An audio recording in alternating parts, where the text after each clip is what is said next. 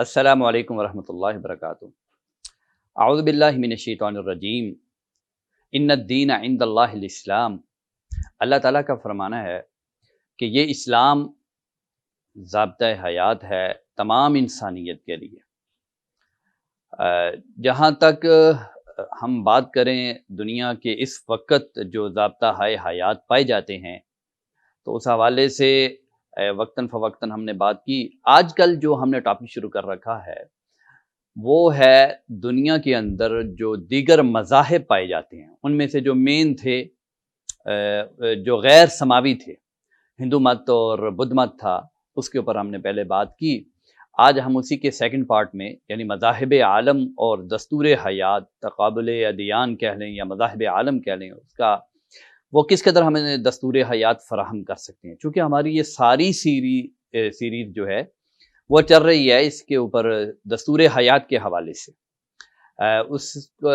اس مسئلے کے اوپر ہم نے ریشنل بیس کے اوپر اور ادیان کی بنیاد کے اوپر ہم نے سوچنا شروع کیا تھا۔ تو چلیں جی، ہم آج بات کرتے ہیں یہودیت، عیسائیت اور اسلام کے حوالے سے۔ پہلے ہم نے جو غیر سماوی مذاہب ہیں جن میں ہندو مت ہے اور بدھ مت ہے، ان کے اوپر ہم نے بات کی تھی۔ تو آج یہودیت، عیسائیت اور جو آسمانی مذاہب ہیں اور اسلام، ان کے اوپر انشاءاللہ بات کرتے ہیں۔ ہم بات کا آغاز کرتے ہیں یہودیت سے، کیونکہ سب سے پہلے جو اس وقت سماوی مذاہب ہیں ان میں سب سے پہلے یہودیت ہے۔ یہودیت کیا ہے؟ یہودیت کی بیس دو بنیادی عقائد پر ہے۔ ایک خدا کی وحدانیت، اصلاً جو یہودی جو عقیدہ ہے وہ اسی کے اوپر بیس کرتا ہے۔ بلکہ اگر کہا جائے دنیا میں اس وقت جو توحید کا کانسیپٹ ہے وہ سب سے زیادہ خالص شکل میں اسلام کے اندر موجود ہے، اس کے بعد یہودیت کے اندر موجود ہے۔ خدا کی وحدانیت، یہ اللہ کی وحدانیت کے حوالے سے تمام مذاہب جو آسمانی مذاہب ہیں، میں اسپیشلی ان کی بات کر رہا ہوں، تینوں سماوی مذاہب ہیں جس میں یہودیت، عیسائیت اور اسلام ہے، سب نے اللہ کی وحدانیت کے اوپر زور دیا ہے۔ تو جیسا کہ میں نے عرض کیا، یہودیت کے اندر ہمیں عیسائیت کی بنسبت زیادہ اللہ کی وحدانیت کی تعلیمات ملتی ہیں۔ یہودیت کا جو دوسرا بنیادی ترین عقیدہ ہے وہ ہے کہ بنو اسرائیل خدا کے منتخب بندے ہیں، منتخب لوگ ہیں، منتخب چنیدہ قوم ہے، منتخب قوم ہے اور مخصوص امت ہے۔ یہ ان کا جو بلیف ہے، جو ان کا عقیدہ ہے، جو ان کی تھیری ہے، اس کا یہ سیکنڈ پارٹ ہے۔ بنو اسرائیل، اسرائیل جو ہے اس کا مطلب کیا ہے؟ اسرائیل ایک عبرانی زبان کا لفظ ہے جس کا معنی ہوتا ہے عبداللہ، اللہ کا بندہ۔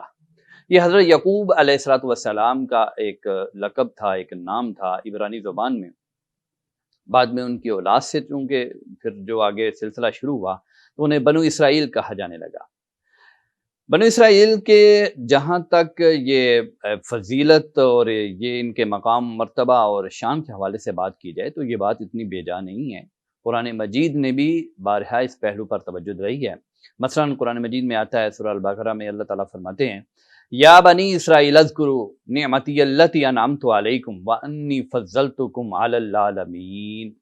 اے بنو اسرائیل، یاد کرو میری نعمت کو جو میں نے تم پر کی، اور میں نے فضیلت دی تمہیں تمام جہانوں پر۔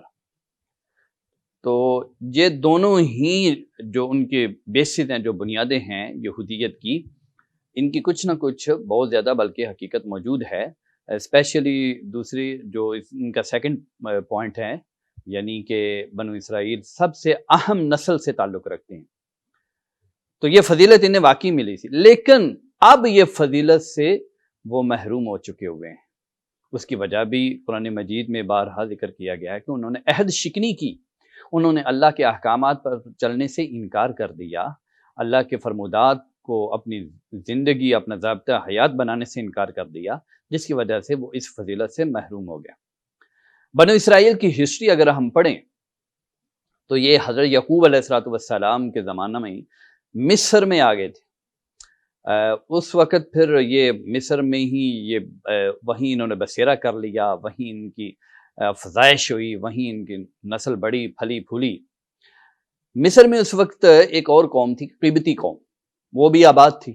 وقت گزرتا گیا تو قبطی جو وہاں کے جو پہلے اصلی رہائشی تھے انہوں نے بنو اسرائیل کو غلام بنا لیا۔ جب ان کے اوپر غلامی کا دور آیا اور یہ غلامی جو ان کے غلامی کی ایک لعنت کہہ لیں، پھٹکار کہہ لیں، جو ان کو پڑی، اس کی وجہ یہ تھی کہ انہوں نے اللہ کے احکام پر چلنا چھوڑ دیا تھا، غلامی میں یہ چلے گئے۔ حضرت موسیٰ علیہ السلام کو اللہ تعالیٰ نے بھیجا تاکہ بنو اسرائیل کو غلامی سے آزاد کروایا جائے، وہ تشریف لائے اور اس کے لیے انہوں نے جدوجہد کی۔ اس کے بعد جزیرہ نما سینا میں انہیں بڑی دیر رہنا پڑا، یہ پوری ہسٹری قرآن مجید نے بڑی تفصیل سے بیان کی ہے۔ ایک مدت مدید طویل عرصہ کی جدوجہد کے بعد فلسطین میں حکومت بنانے کا انہیں موقع مل گیا۔ ان کا جو عہد عروج ہے وہ حضرت سلیمان علیہ السلام کا دور ہے، وہ ان کا عہد عروج ہے۔ اگر ہم بات کریں یہودی عقائد کے حوالے سے، یہودیوں کے عقائد کیا ہیں، حضرت موسیٰ علیہ السلام کو جو تعلیمات دی گئیں ان میں یہ چیز شامل ہے۔ سب سے پہلے یہ ہے کہ وجود خداوندی پر ایمان، اللہ تعالیٰ کی ذات پر ایمان لانا، اس کی وحدت پر ایمان، ایک تو اللہ تعالیٰ کے وجود کو تسلیم کرنا، دوسرا اس کی وحدت پر ایمان رکھنا، وہ اللہ اکیلا ہے، جیسے کہ قرآن مجید نے بھی کہا اللہ احد اللہ الصمد۔ اللہ تعالیٰ کی ذات دائمی ہے، اس کے دائم ہونے پر ایمان، اس کے غیر مادی ہونے پر کا تصور جو ہے یہ ایمان رکھنا، یہ بھی یہودی تعلیمات کا حصہ ہے، اور یہی اسلام کا بھی ایک پارٹ ہے۔ اسلام بھی اسی طرح خدا کا تصور دیتا ہے، اس پر ایمان کی عبادت صرف اسی کی جائے، اسلام بھی اسی طرح کہتا ہے۔ پیغمبر پر ایمان، یہاں پیغمبر پر جو ایمان ہے وہ حضرت موسیٰ علیہ السلام ہے، اس پر ایمان کہ حضرت موسیٰ سب سے بڑے پیغمبر تھے، یہ بھی مان۔ اس پر ایمان کے تورات زبانی ہو یا تحریری، دونوں حضرت موسیٰ کو کوہ سینا پر عطا کی گئیں۔ اس پر ایمان کہ وہ ناقابل تغیر ہے، تورات جو ہے وہ ناقابل تغیر، اس میں کوئی تبدیلی نہیں ہوئی، حالانکہ یہ بات غلط ہے۔ یعنی یہ جو آخری عقائد ہے نا، حضرت موسیٰ سب سے بڑے پیغمبر تھے، ایک یہ، اور تورات اس کے ساتھ ایک تورات ناقابل تغیر ہے، یہ اسلام سے لگا نہیں کھاتے۔ اس پر ایمان کہ خدا علیم و خبیر ہے، یقیناً یہ بات بھی اسلام تسلیم کرتا ہے۔ یوم آخرت کی جزا سزا اور حیات بعد موت پر ایمان، بالکل اسلام سے یہ میچ کرتی ہیں یہ چیز۔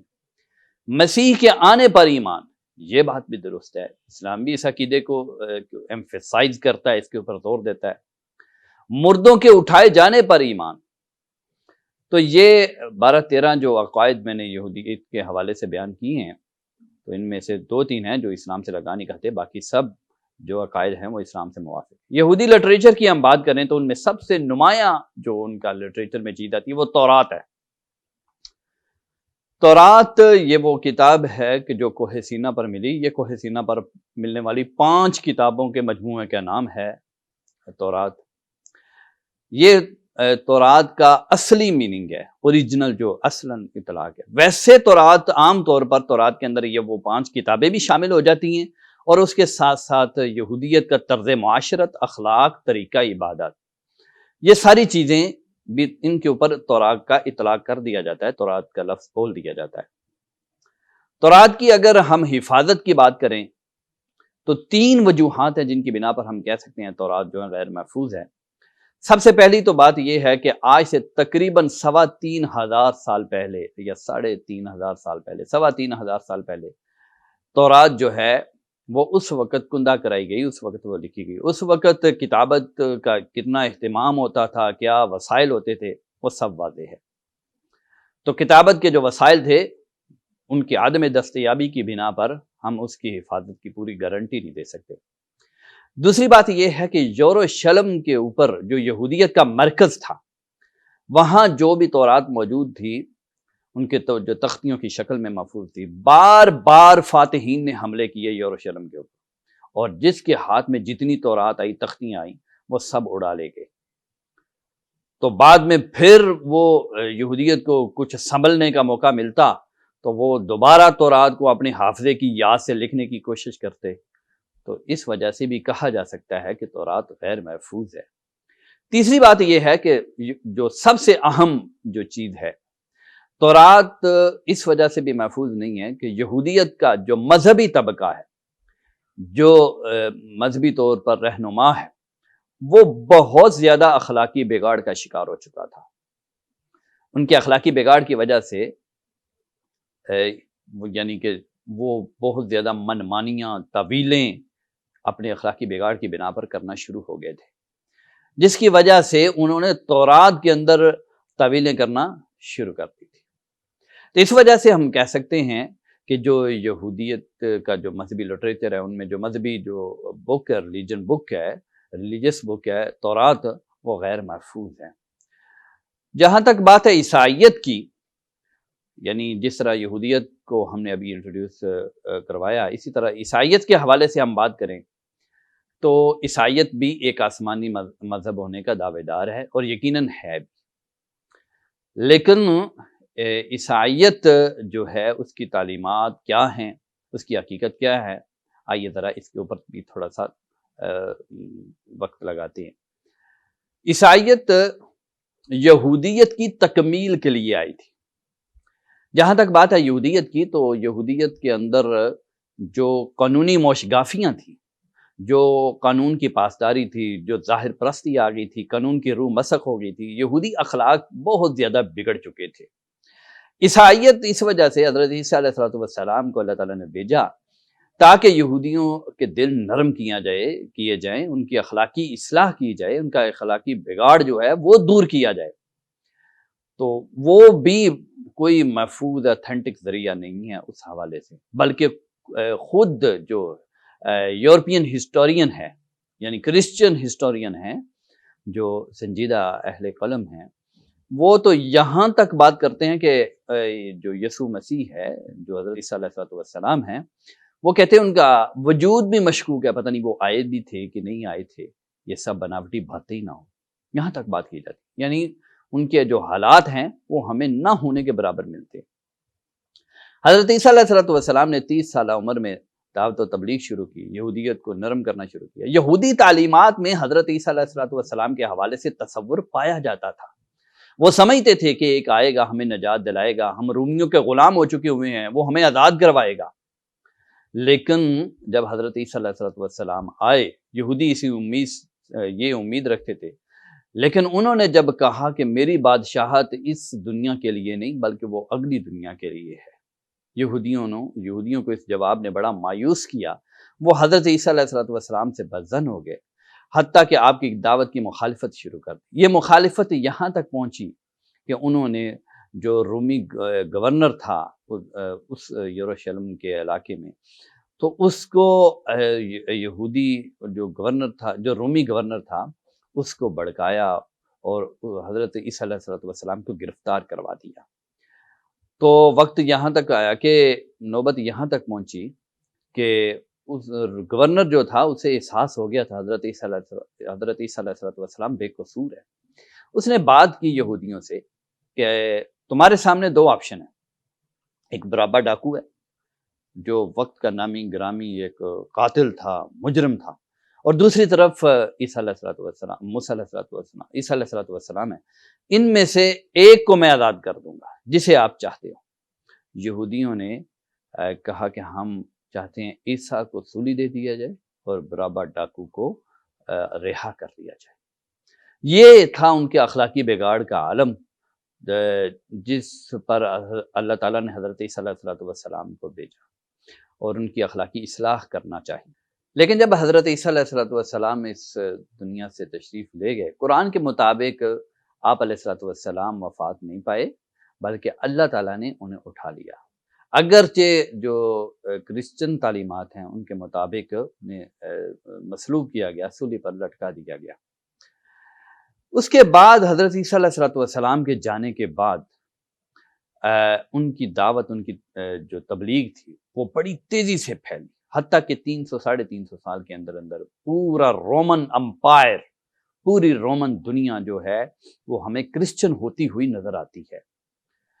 اس کے بعد پھر یہی ہے وہ دور شروع ہوتا ہے جس کو تاریخ میں ازمنہ وسطیٰ، مڈل ایجز کے نام سے یاد کیا جاتا ہے، اور عیسائیت یورپ کا اور روم کا ایک مؤثر ترین ریلیجن بن گیا، مذہب بن گیا.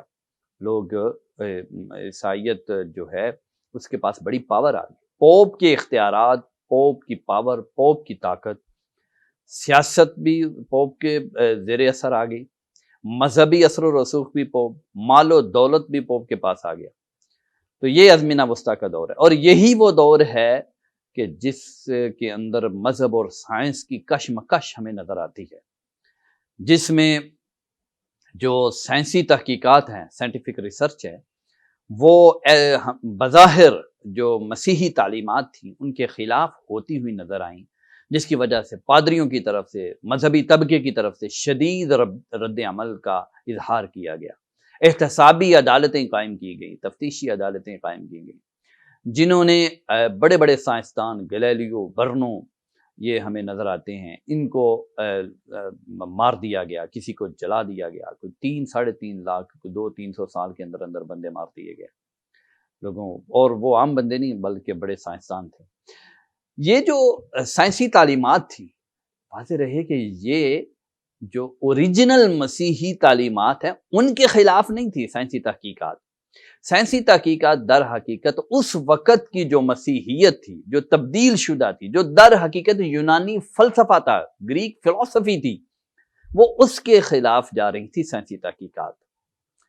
لیکن اس کو چونکہ حالانکہ وہ گریک فلسفہ تھا، پولس نے وہ ایڈ کر دیا تھا کرسچینٹی کے اندر، مسیحیت کے اندر، لیکن اسے مسیحیت سمجھا جاتا تھا. فار ایگزامپل اس میں اس بات پہ جھگڑا کہ ایک سائنسدان نے کہا ہے کہ یہ کائنات کا جو مرکز ہے وہ سورج ہے، نظام شمسی کا جو مرکز ہے وہ سورج ہے، زمین نہیں ہے، سورج مرکز ہے. اور جو مسیحیت ہے، جو پوپ ہے، ان کی طرف سے یہ کہا گیا کہ نہیں، ہرگز نہیں، یہ بات غلط ہے، یسوع مسیح زمین پر آئے، اگر سورج مرکز ہوتا تو وہ وہاں جاتے. اس بات پہ اسے زندہ جلا دیا گیا. تو یہیں سے وہ ذہن بنا کہ جو آج بھی پایا جاتا ہے، کہا جاتا ہے کہ سائنس اور مذہب کا آپس میں ٹکراؤ ہے، تصادم ہے. حالانکہ اس حوالے سے ہم بات کر چکے ہیں، کوئی تصادم نہیں ہے، کوئی ٹکراؤ نہیں. اچھا جی، جہاں تک مسیحی عقائد اور لٹریچر کی بات کریں تو ہم مسیحی جو عقائد ہیں ان میں سر فہرست سب سے بڑا عقیدہ تثلیث کا عقیدہ ہے. یعنی خدا، ابن اللہ اور مریم، جو کماری مریم جو ہیں، یہ تینوں خدا ہیں. اس کی تشریح آج تک دنیا عیسائیت صحیح نہیں سمجھا سکی، پاسبل بھی نہیں ہے. تثلیث کا عقیدہ جو ہے یہ بعد میں بنا ہے. جو اوریجنل کرسچینٹی ہے اس کے اندر تثلیث کا کوئی عقیدہ موجود نہیں تھا. مثلا ابتدائی عہد کے جو مسیحی مبلغین ہیں، جو رائٹر ہیں، ان کے اندر ہمیں تثلیث کا عقیدہ کا ذرا بھی اس حوالے سے کوئی تصور نہیں پایا جاتا.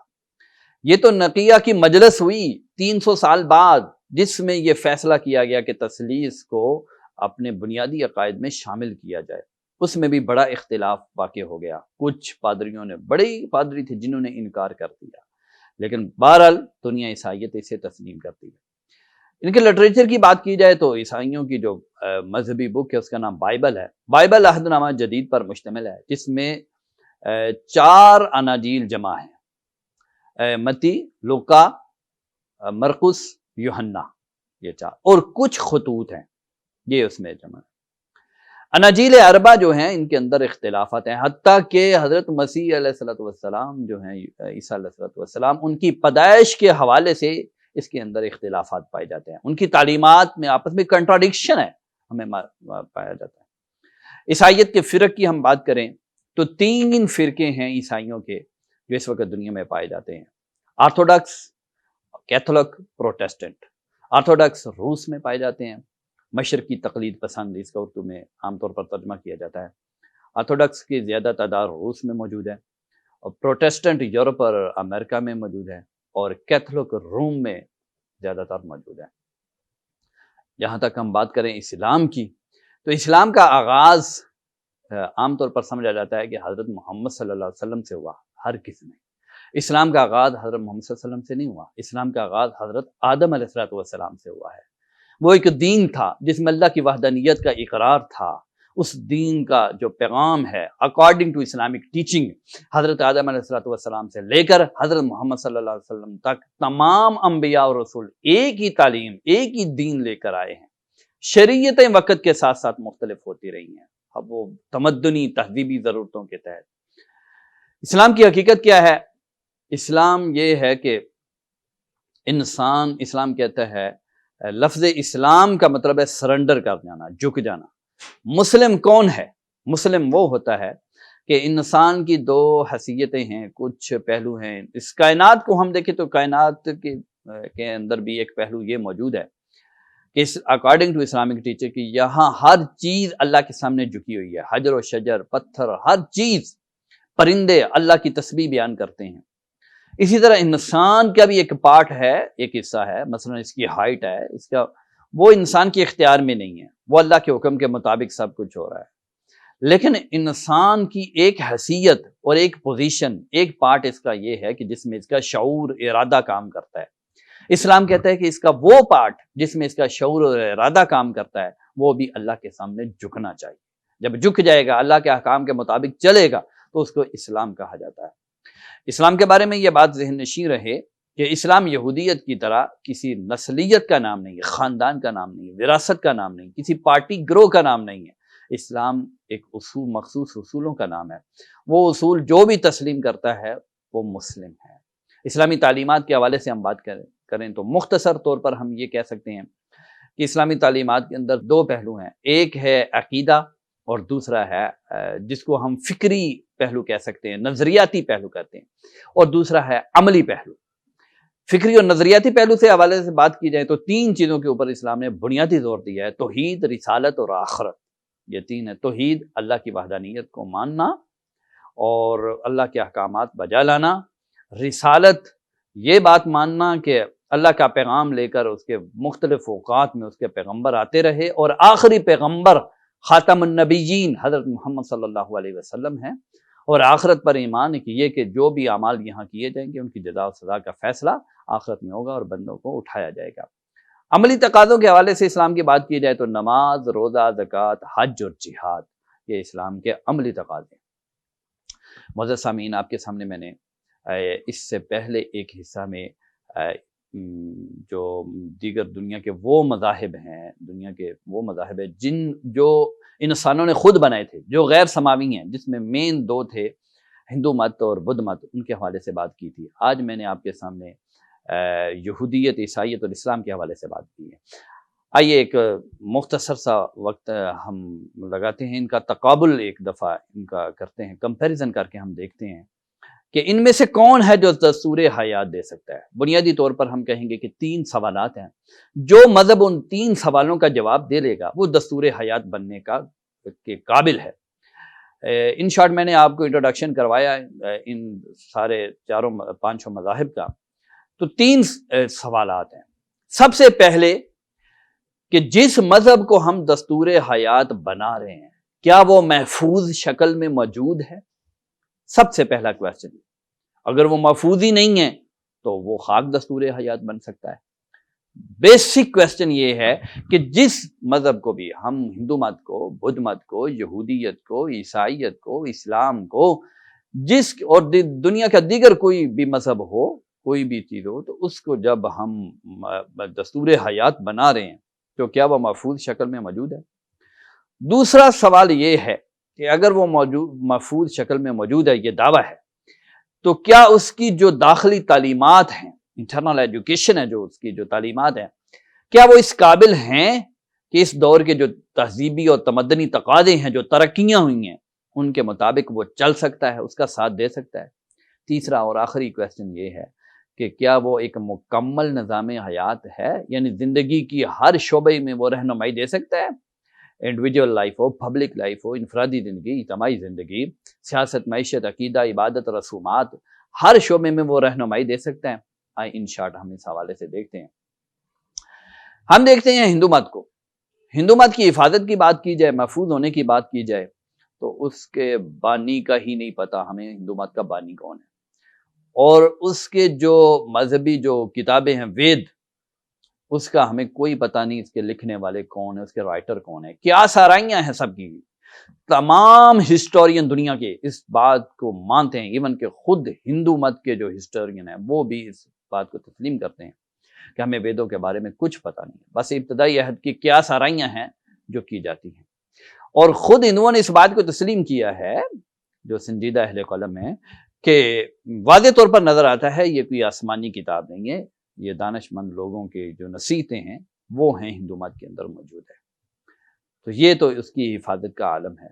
اسی طرح ہم جو ہے بدھ مت، اس کی حفاظت کے حوالے سے دیکھا جائے تو بدھا نے تو خود کوئی کتاب ہی نہیں لکھی، اس کی کچھ اخلاقی تعلیمات تھیں اور وہ اس کے پیروکاروں نے یاد کی اور آگے لکھتے رہے، اسی کو ترقی دیتے رہے، اور ان میں سے بھی کیا محفوظ ہے کیا محفوظ، اس حوالے سے کچھ بھی اتھینٹک بات نہیں۔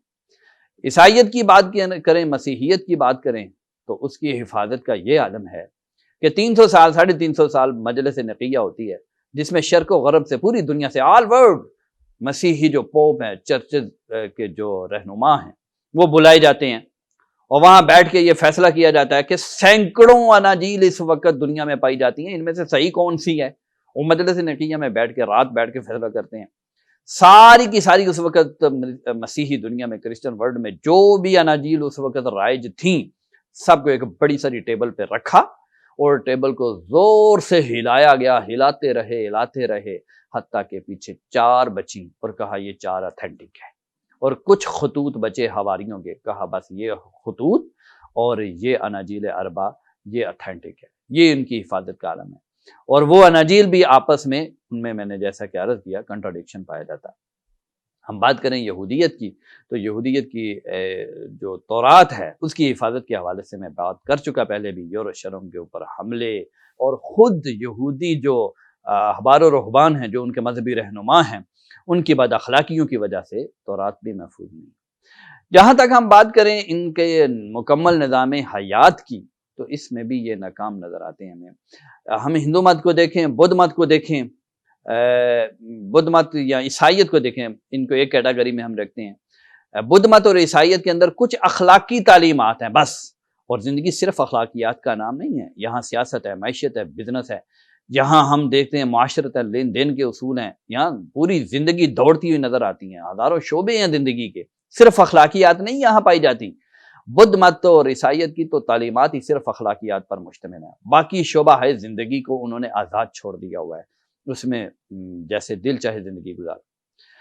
ہندو مت اور یہودیت کو ہم دیکھیں تو ان میں اس حوالے سے تو ہمیں کچھ نظر آتی ہے کہ کچھ اخلاقیات سے بڑھ کر بھی ان میں کچھ احکامات دیے گئے ہیں، یقیناً دیے گئے، لیکن ہندو مت کے اندر جو ذات پات کی تقسیم ہے، جیسا کہ میں نے عرض کیا، وہ ذات پات کی تقسیم اس قدر ظالمانہ ہے کہ وہ معاشرے کو آگے بڑھنے نہیں دیتی، موجودہ دور کی ترقیوں کے مطابق چلتی نہیں۔ اسی وجہ سے ہندوازم میں جو قوانین بنائے جاتے ہیں، قوانین سازی کی جاتی ہے تو مذہب کو سامنے نہیں رکھا جاتا، اس سے آزاد ہو کر قوانین سازی کی جاتی ہے۔ یہودیت کی ہم بات کریں تو یہودیت بھی اپنے آپ کو ایک مخصوص نسل کے مطابق وہاں تک محدود رکھنا چاہتی ہے، اس سے آگے بڑھتی ہی نہیں ہے۔ یہودی احکام بھی محدود ہیں، اور وہ احکام بذات خود اس طرح کے ہیں کہ موجودہ دور کی ترقیوں کا ساتھ نہیں دے سکتے۔ جہاں تک ہم اسلام کی بات کریں تو اسلام تو یہ دعویٰ بھی کرتا ہے کہ میں پورا ایک مکمل نظام حیات ہوں، اور اسلام کی داخلی تعلیمات بھی اسی طرح کی ہے۔ ہم بدھ مت کو اور عیسائیت کو دیکھتے ہیں تو اس کے اندر لچک بہت زیادہ ہے، بس اخلاقیات ہے، اس کے بعد آپ آزاد ہے۔ ہم ہندو مت اور یہودیت کو دیکھتے ہیں تو ان کے احکامات بڑے سخت ہیں، اسلام کے اندر سختی اور نرمی دونوں ساتھ ساتھ چلتے ہیں۔ اس بات کو خود یہودیت نے بھی تسلیم کیا۔ حضرت موسیٰ علیہ السلام نے کہا، تورات میں ہے، میں ان کے لیے ان کے بھائیوں میں سے تجھ سے ایک نبی برپا کروں گا، یعنی حضرت موسیٰ علیہ السلام کہہ رہے ہیں کہ میرے بعد ایک نبی آئے گا، میں مکمل نہیں ہوں، آخری نہیں ہوں، اور اپنا کلام اس کے منہ میں ڈالوں گا، اور جو کچھ میں اسے فرماؤں گا وہ سب ان سے کہے گا۔ یہ تورات کی شہادت ہے۔ اسی طرح حضرت عیسیٰ علیہ السلام آئے تو انہوں نے بھی یہی کہا، لیکن وہ فارغ قلید سے مراد رسول اللہ صلی اللہ علیہ وسلم، وہ فارغ قلید احمد صلی اللہ علیہ وسلم پاکیزگی کی روح ہے، جسے باپ خدا یعنی میرے نام سے بھیجے گا، وہی تمہیں سب چیزیں سکھائے گا، اور سب باتیں جو میں نے تم سے کہی ہیں تمہیں یاد دلائے گا۔ یہ لیکن حضرت محمد صلی اللہ علیہ وسلم آئے تو آپ نے کہا کہ انا خاتم النبیین، میں آخری نبی ہوں، اور فرمایا الیوم اکملت لکم دینکم واتممت علیکم نعمتی ورضیت لکم الاسلام دینا، کہ دین مکمل ہے، ہر زندگی کے ہر شعبے کے متعلق اس میں رہنمائی موجود ہے۔ معزز سامعین، آپ نے دیکھا کہ ہم نے جو کمپیریٹیو ریلیجن ہے، جو ایک ٹاپک ہے، ہم نے جو ادر دنیا کے اندر مذاہب پائے جاتے ہیں ان کی ایک کمپیریٹیو اسٹڈی پیش کی، جس میں ان کا ان شارٹ انٹروڈکشن تھا، اور ساتھ ساتھ ان کا ایک انہیں کمپیئر کیا اسلام کے ساتھ۔ تو ہم نے دیکھا کہ صرف اسلام ضابطۂ حیات بن سکتا ہے، صرف اسلام ایک محفوظ دین ہے۔ انشاءاللہ اسی بات کو آگے جاری رکھیں گے۔ اللہ تعالی ہمیں سمجھنے کی توفیق عطا فرمائے۔ السلام علیکم ورحمۃ اللہ وبرکاتہ۔